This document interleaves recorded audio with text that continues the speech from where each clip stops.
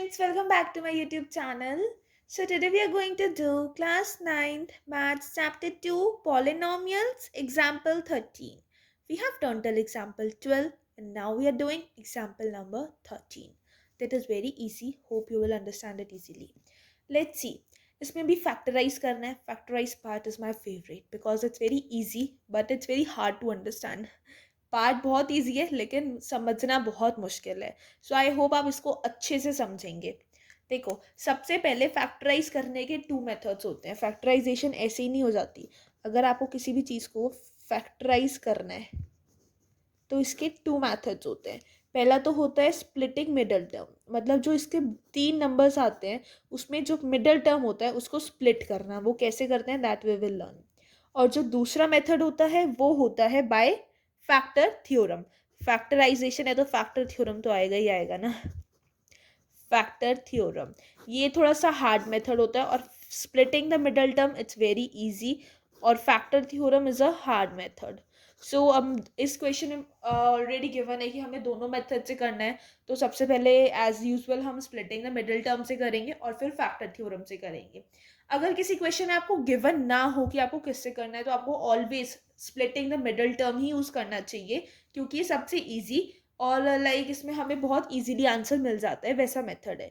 लेकिन factor theorem बहुत confusing होता है. So try always use splitting middle term. Let's start doing it with splitting the middle term. Splitting middle term.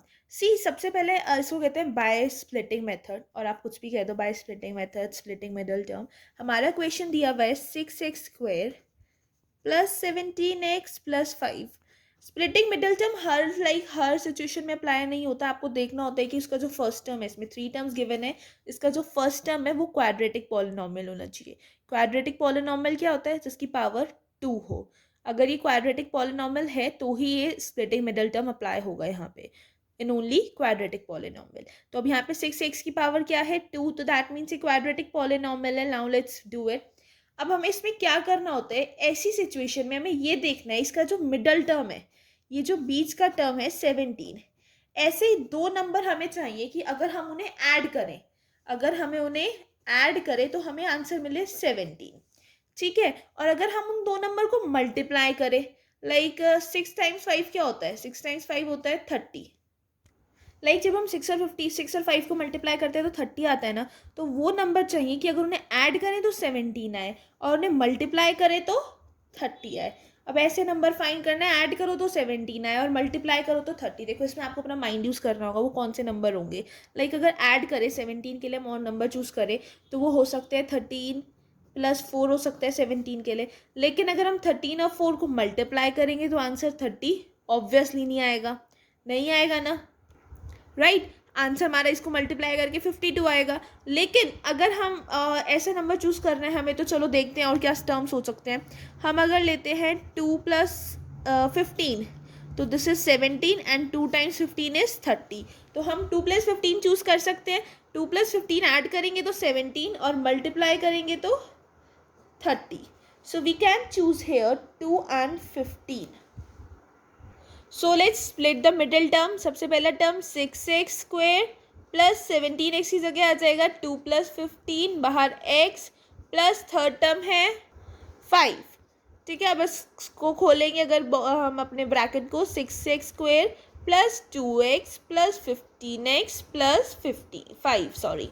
ठीक है. अब देखो अब दो टर्म्स लेंगे. स्टार्टिंग के 2 टर्म्स लाइक पेयर्स बनाएंगे. स्टार्टिंग के 2 टर्म्स का और लास्ट के 2 टर्म्स का क्या करेंगे?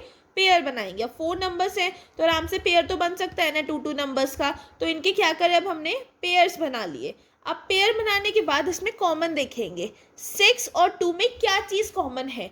देखो 6 और 2 में क्या चीज़ कॉमन है जो दोनों नंबर्स में आ रही है? अकॉर्डिंग टू मी तो 2 कॉमन है ना. 2x में भी 2 आ रहा है और 6x² में भी 2 आ रहा है. अगर हम 3 ले 3 2x में नहीं आ रहा है. हमें बड़ा नंबर लेना है और 1 भी ले सकते हैं लेकिन बड़ा 2 होगा. तो हमने इसमें कॉमन ले लिया हम 2. अब देखो इसमें कॉमन 2 ले लिया हमने बाहर. या फिर हम 2x भी ले सकते हैं इसमें कॉमन 2x क्योंकि x भी इसमें आ रहा है ना दूसरे नंबर में. तो हमने कॉमन ही 2x पूरा नंबर ले लिया. अब देखो 2x में 6x² कौन से नंबर पे आएगा? अगर हम उसकी मल्टीप्लाई 2 की मल्टीप्लाई 3 से करेंगे तो 6 आ जाएगा, और x की मल्टीप्लाई x से करेंगे तो x² आ जाएगा। तो ये हो जाएगा 2x मल्टीप्लाई 3x। अब ये तो 2x का 2x हम पूरा नंबर बाहर ले आए, तो ब्रैकेट के अंदर क्या लिखें? अगर पूरा नंबर बाहर आ जाता है तो हम उसकी जगह 1 लिख देते हैं कि 2x की मल्टीप्लाई 1 से करेंगे तो वही आंसर आएगा। तो हमने इसको एक कॉमन पार्ट निकाल लिया। अब दूसरे पेयर में से निकालते हैं 15x + 5, इसमें से कुछ कॉमन लेना है। 15x + 5 में क्या कॉमन है? 3।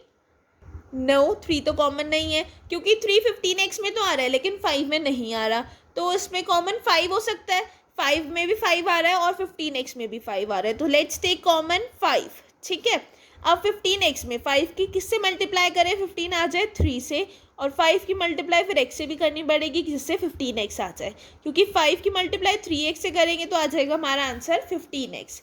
ठीक है, अब यहाँ से हमने 5 लिया था, तो अब 5 की जगह तो कुछ नहीं बचा, तो 5 को 5 1 लिख देते हैं कि 5 की मल्टीप्लाई 1 से करेंगे तो आंसर 5 ही आ जाएगा, राइट।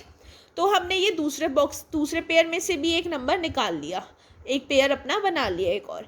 अब जब भी आप पेयर्स बनाते हो ना, कॉमन निकाल के, कॉमन फाइंड करके, हमेशा ध्यान रखना ब्रैकेट के दोनों नंबर सेम होने चाहिए, और हमारे भी ब्रैकेट के दोनों नंबर सेम है 3x + 1।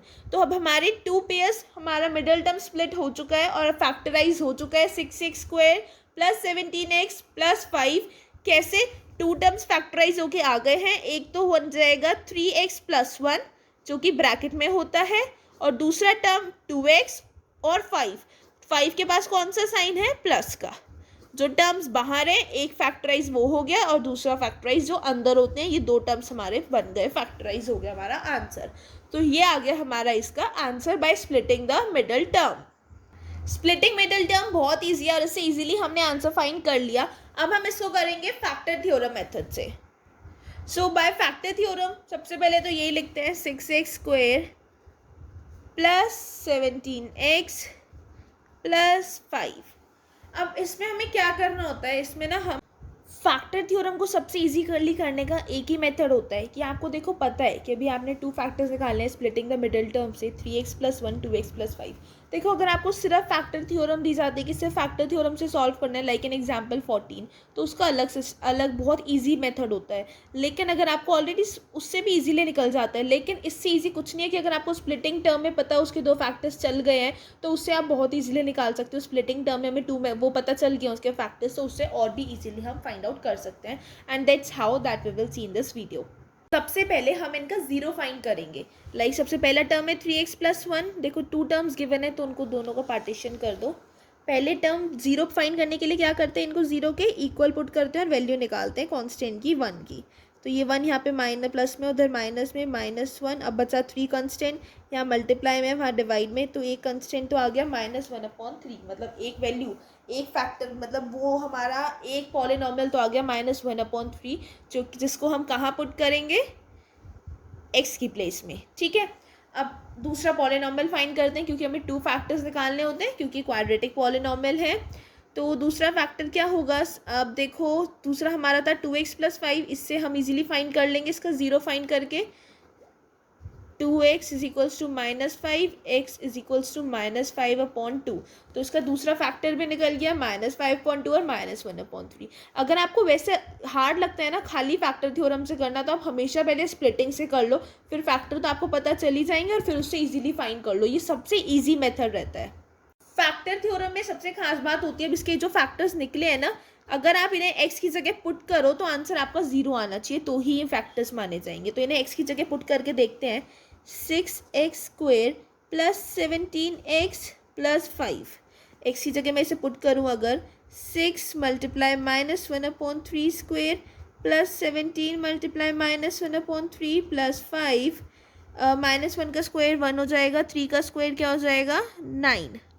तो हो जाएगा ये 6/9 + 17 -17/3 + 5। अब इसका लेंगे हम एलसीएम। क्या लेंगे इसका? एलसीएम। एलसीएम क्या आएगा? 9 और 3 का 9 आएगा ऑब्वियसली, तो इसको 9 के पुट करूँगी।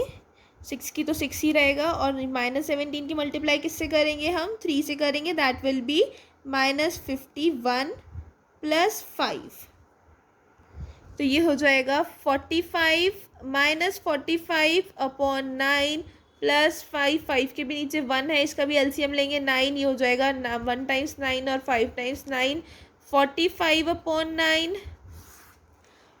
प्लस यहाँ आ जाएगा -45/9 प्लस 45/9, प्लस माइनस आपस में कट हो जाएंगे, दोनों नंबर सेम सेम है, आंसर आ गया 0। तो इसका आंसर 0 आ गया। दैट मीन्स कि ये हमारा फैक्टर है, 1/3 -1/3 एक फैक्टर है। अब इसके दूसरे फैक्टर को चेक करेंगे जो हमने निकाला है -5.2। कैसे? 6x² plus 17x plus 5, 6x। देखो इसमें ना दो फैक्टर्स निकालने होते हैं जो कि x की जगह हम पुट करेंगे, वही तो हमें फैक्टर्स चाहिए ना x की जगह पुट करने के लिए। लाइक हमने स्प्लिटिंग द मिडिल टर्म में फाइंड आउट करे थे x की जगह पुट करके, लाइक मतलब उन्हें ओपन करा था और फिर उनको फाइंड किया था। लेकिन फैक्टर थ्योरम बिल्कुल डिफरेंट होता है, इसमें x की जगह ही पुट करने होते हैं आपको टू फैक्टर्स, तभी फैक्टर्स निकलते हैं इसके। So let's see how to do it. 6x² आया, अब इसको मल्टीप्लाई करेंगे फिर 6 की, -5/2² प्लस 17 मल्टीप्लाई -5/2 प्लस 5। 6 की -5 का स्क्वायर क्या होता है? 25, और 2 का square 4 multiply 6 plus 17 minus multiply -5, that will be sign तो हो जाएगा माइनस का, और आंसर आ जाएगा 85। तो इसको लिख देते हैं 85/2 प्लस 5। तो ये कितना हो जाएगा? 6 की मल्टीप्लाई करेंगे 25 से, that will B 150/4 minus 85/2 plus 5। इन सब नंबर्स का एलसीएम क्या आएगा? 4 आएगा। नीचे 4 पुट करेंगे, 150 माइनस 85 की मल्टीप्लाई करेंगे 2 से, दैट विल बी 170 प्लस 5 की मल्टीप्लाई किससे करेंगे? 4 से, that will B 20। 150 minus 170 minus 20 plus 20/4 हो जाएगा ये पूरा कट, आंसर आ गया 0। ठीक है, तो अब हमारा आंसर क्या आ जाएगा इसमें? 0। दोनों साइड 0 आंसर आ गए हमारे, तो दैट मीन्स ये दोनों इसमें अप्लाई कर सकते हैं एज अ फैक्टर। अब ये दोनों 0 आ चुके हैं, तो हमें क्या पता चल गया है कि अब हमने जो इनमें लाइक अप्लाई करे थे 3x+1 अप्लाई करा था पहला नंबर तो, और दूसरा अप्लाई करा था 2x+5, ये इनके फैक्टर हैं, क्योंकि जब हमने इनको x की वैल्यू में पुट करके देखा है ना, इन्हें अप्लाई करके देखो और आंसर हमारा 0 आ गया, राइट। तो दैट मीन्स 3x+1 और 2x+5 हमारे दो फैक्टर्स हैं, ये हमने फाइंड कर लिए। देखो फैक्टर सबसे पहले हमने स्प्लिटिंग मेथड से फैक्टर्स हमें पता चल ही गए थे, दो फैक्टर्स हैं, लेकिन उसको और इजी करने के लिए हमने क्या करा? 3x+1 और 2x5 को ही पुट करके देखा, और उसमें से दो वैल्यूज़ निकाल ली, उसका 0 फाइंड करके, और उन वैल्यू को फिर उस टर्म में x की जगह पुट करके देखा, और अगर आंसर 0 आ गया तो ये फैक्टर थ्योरम में प्रूव हो गया कि ये दोनों फैक्टर हैं। मतलब हमें फैक्टर्स अपने आप नहीं निकालने पड़े, हमारे पास तो निकलाए थे फैक्टर्स 3x+1 और 2x+5। ये बहुत इजी मेथड है, आप आई होप आपको अच्छे से समझ में आ गया हो। सो हमारे टू फैक्टर्स क्या हो गए हैं? 3x+1 and 2x+5 are the factors of polynomial 6x square plus 17x plus 5, and that is the answer.